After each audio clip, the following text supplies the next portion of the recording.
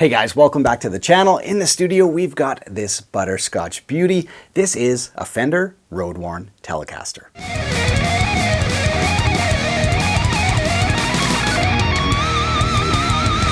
Yes, welcome back to the channel. I hope you guys are all doing very well today.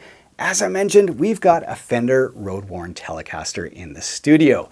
Now, this is a pretty interesting model. It was introduced in 2009, and at the time, it was one of the most polarizing guitars Fender had ever released. Now, we're not talking about like Gibson morphing the beautiful Les Paul into the SG kind of polarizing, but it kind of had the same effect. You either loved it or you hated it. Now, when the reviews started to pour out about this guitar, the critics were in love with it. They just gave it rave reviews. You know, Fender captured the essence of, a 50s Telecaster, but a fraction of the price. However, when the average player got their hands on it, it wasn't quite the same love affair.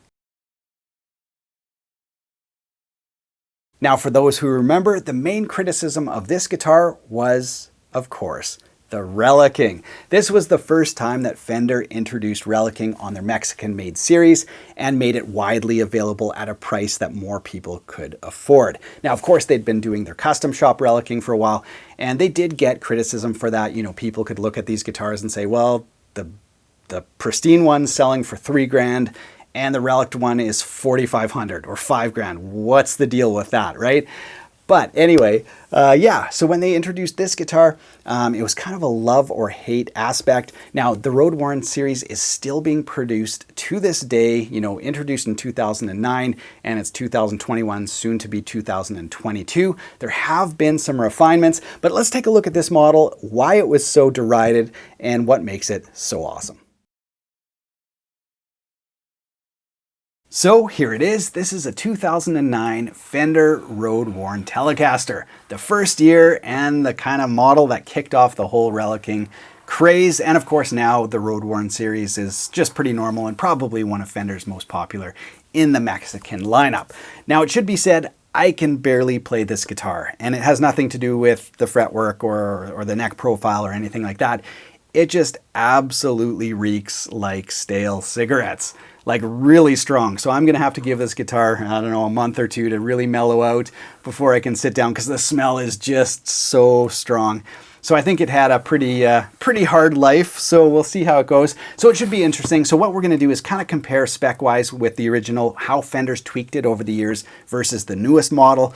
And of course, I wanna talk about how this guitar's aged, because it is, like I said, from 2009, so probably 12, 13 years old. So I wanna see, has the finish changed? Because all these guitars come with nitro finishes. Has the guitar become something other than its first iteration? Has the relicing changed and all that kind of stuff? So let's dive in, take a little look at this guitar, and see what we can see. Now, one of the main criticisms of the first generation of road-worn Telecasters was the fingerboard wear. Just take a look at this if you've never seen one. And of course, this was one of my criticisms as well. When you look at the guitar fingerboard, it's completely worn down. There's little patches of finish here or there, but basically it's completely worn off. That is until you get to 9th and 12th fret. These are like the forbidden frets. Never play on these because we must not wear them down. Now, when you go past that, check it out. All the way up to the 21st fret, all the way down to like 5th string, it's totally worn down again. It's like somebody just grabbed their 50s Telecaster and started shredding Satriani or something like that. And then, whoop, better skip those ones and we can shred again. It just makes no logical sense. And, Fender did take a lot of flack from that, and rightly so. It's ridiculous. And I gotta say, this guitar has not changed a bit. I owned one of the original ones, and I've come full circle and grabbed another one here, and I can say with certainty none of the fingerboard has changed over, whatever 12 years or 13 years of playing this guitar. So that was one of the main things about this guitar. And now, of course, these early ones have become a little more collectible again and pretty much retain their value. So it's kind of cool just because it's one of the first ones.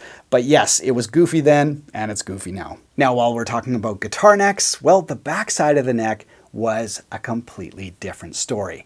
This was and is one of the nicest guitar necks I've ever played. Take a look at it. Just beautifully worn, satin, fast. You gotta say, this is one of the most comfortable guitar necks I've ever played. since this is a kind of a reissue guitar, it is on the thick side, which I do like on my Telecaster necks. So it's got a nice chunky neck, super smooth, no finish at all. Now it is a weird combination in that it's kind of got like the 52 big telly neck. It's got a 7¼ inch radius.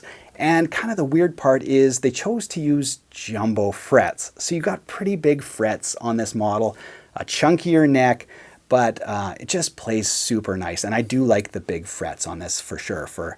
And if you take the time to set it up, because they do take a little bit more time to kind of get perfect so they don't choke out when you're bending, you know, way up high or whatever. You don't want that nice clear tone. But with a 7¼ inch radius and big frets, it has to be kind of set up just right to play. But once it's set up, man, these things are phenomenal. So gotta say, you know, the looks of the front of the neck is goofy. I think what a lot of people do, and what I probably should do, is just pull the strings off and just get rid of the rest of the remaining finish, so it's all just bare. But yeah, the backside just plays so beautifully. Of course, we got vintage split head tuning machines and all that kind of stuff that would be appropriate for a 50s Telecaster.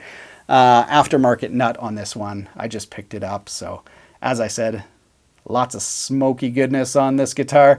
But yeah, somebody put an aftermarket nut on this one. Other than that, it's completely stock. So let's talk about the finish. As I mentioned, it's nitro. It's been over a decade now. Let's take a closer look.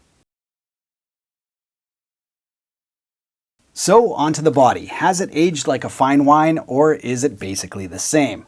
Well, a little bit of both. The main relicing has not changed at all. You know, the forearm scoop and all that kind of stuff, not really changed. Some of the, you know, the heavier edge relicing and that kind of stuff, you know, there's a few little, you know, extra marks from just use over the years, but most of it, not much. You know, it just hasn't changed. And so, you know, that was again one of the criticisms of these early models, was the relicing is just too intense. It's not realistic. And I think from that aspect, I would agree with that. You know, if you look at, just go online and look at some of the original reviews, and you know, these little relicing marks are almost identical on all the models. This is kind of funny. But I do gotta say, when it comes to the nitro finish, well, it's a different story. It's got beautiful checking and cracking all over the nitro finish. So I do gotta say that has changed quite a bit. And I don't know if I'll take some close-ups for you guys, but yeah, it's kind of hard to capture just sort of like the spider web of finish checking and stuff there. And of course, all the gloss is off as well. But yeah, so it's kind of hit and miss. The heavy relicing has not changed, at least not on this model that I picked up. But in terms of like, yeah, all the spidering and all the checking and all the swirling and the finish, that has definitely changed. So is it still a wildly unrealistic, you know, relic job on these first generation ones? Yeah, it still is. And that's why Fender in the second generation and in the newest model has changed all that. So some people kind of like the heavier relic of the early ones. Now the early ones did come with a white guard too. This has obviously been changed to a 1-ply black guard, which I think is the better choice in my opinion. But yeah, these early ones just, yeah, got a lot of criticism for just the over top nature of the relicing. Here you can see those jumbo frets on that round fingerboard radius. A little weird for sure. Not a lot of guitars like this. I need to talk about a little bit of the construction issues here. Hang on a second, because there's a few things on here that, yeah, maybe shouldn't have passed quality control. Check out the gap right there between the neck and the body. If I had a business card, I could easily slip it in there. Maybe let me just grab something here. Excuse my face. There we go. Let's fold up a piece of paper. Like, look at that. Straight in. Crazy, right? Like that should not, I'm sorry. I mean, I give Gibson the gears for bad quality control, but this is so bad it can make Gibson look good, and that takes some doing. So yeah, terrible in here. That's why go buy a G&L or something like that. You don't see that on G&Ls. Probably on the other side too. Anyway, the neck is just, here, I'll see if I can get the other side. The neck joint on this one, look at the gap on that too. Terrible. So anyway, Fender deserves a slap on the wrist for ever letting that leave the factory. But in terms of like how it plays and how it sustains and stuff, it's totally fine. It's the screws that really hold the neck to the body. That being said, I don't like to see that. And of course I saw it when I was buying the guitar and I knew what I was getting into. But anyway, that's sort of a side story. The rest of the guitar is, yeah, in great condition. Still has some of the relicing on the pickups and that kind of stuff. And I think it still suits the guitar okay. But yeah, that gap is just next level crap.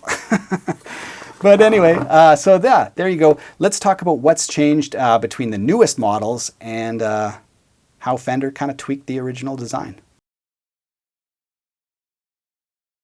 So those are some of the quirks of the first generation road-worn Telecasters. Now, what did Fender change in the subsequent generations and in the current generations? Well, they started by dialing back the crazy. They went way less aggressive, particularly on the neck, but on the body as well. And the finish is no longer worn down to nothing. It's just kind of discoloration on the finish, which I think is much more accurate. Now, I do get what Fender was trying to do. If you look at their newest guitars here, this is the Mexican Strat, you can see 75 years, right? So I understand what Fender was trying to do. They're trying to make a Telecaster that looks like it was from the early 50s, 75, or at the time, a little less than years later. So I get it, but yeah, lots of people, myself included, too much, way too much. So in subsequent generations, they just went to some slight discoloration and the body way less kind of relicing, just some light spots on the body, a few little chips and stuff like that, but none of the, the harsh, filed off wood and sanded off wood and all that kind of stuff. So they went way less with the relicing, which I think overall is a good move. They changed the pickups. These first generation ones have the Tex-Mex pickups. I think they sound really good, but the newer ones sound fantastic as well. They're made to be 50s, so a little bit of body, lots of bite, lots of twang. So great pickups, whether you grab an early model one or the newest one. Unfortunately, on the new ones, they went to alder bodies. You probably, if you follow Fender closely, you know they're no longer using ash bodies, which is a shame. So these first generation ones, you get the ash body.